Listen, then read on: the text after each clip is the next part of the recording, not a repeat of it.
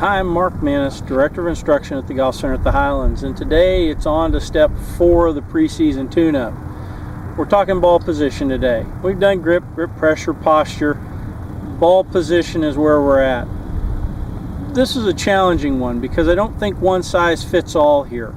I'm going to tell you what I believe, where I think most of us fit, and give you some guidelines for adjusting. I worked at the Golden Bear Golf Center here for 19 years. So I spent some time with Mr. Nicholas. Jack played one ball position, or at least we called it one ball position. He always put the ball opposite his left heel.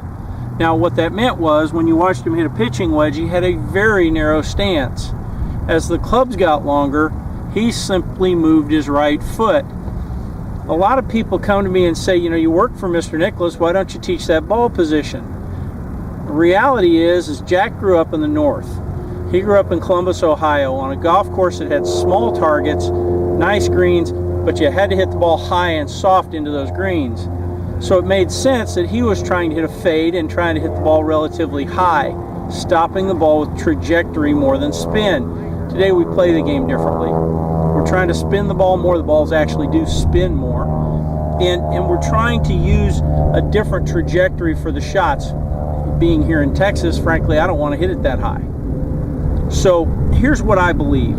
I got 3 clubs here. I've got a pitching wedge, a 3-iron, and a driver. And I really believe if we think in terms of 3 ball positions, we can probably accomplish getting a good ball position. So the first one's a pitching wedge. If you'll notice, I've got a little tee laid down here on the ground, a couple of alignment sticks. And what I've done is I've placed a ball right off the alignment stick. And what I'm going to do is I'm going to get that middle, or that alignment stick here, pointed nearly perfectly in between my feet. That would be a centered ball position. When I've got a short club in my hand, I really believe that's the best place for the ball position. I think if we move it a little forward from there, that's okay, but for most of us, that's not going to fit. I'll explain why shortly. Secondly, I've got a ball that's a little bit forward here. That little bit forward ball, I believe, fits my 3-iron. I'm not going to move my feet.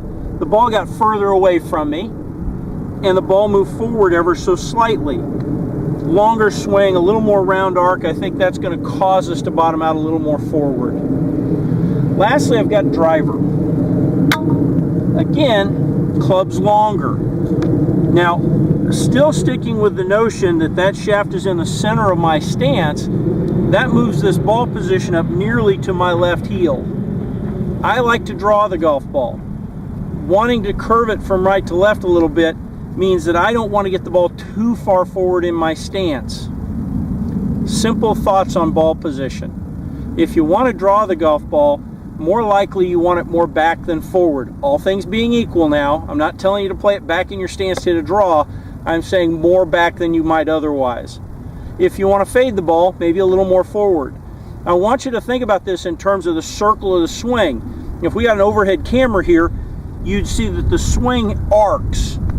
Well, if I want to hit a draw, I don't want to start it left of the target, so typically I would move the ball back a little bit to make sure I'm still inside out as I approach the golf ball. So as I play these shots, I'm always thinking in those terms. How does the swing and the ball position relate to create the ball flight I want? Lastly, when you're dealing with ball position, you're also dealing with how your body moves during the swing. Whether I'm hitting a wedge or a driver, I know that I want my body rotated through the shot fairly well at impact, meaning my hips are open a little bit, my shoulders are open a little bit.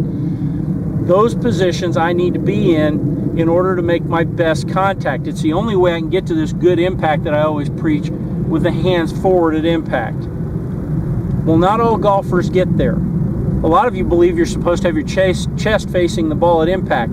If you do, you'd better play the ball further back, because your body hasn't rotated through far enough to make good impact and keep your hands out in front so that we get the kind of impact we want to play the game.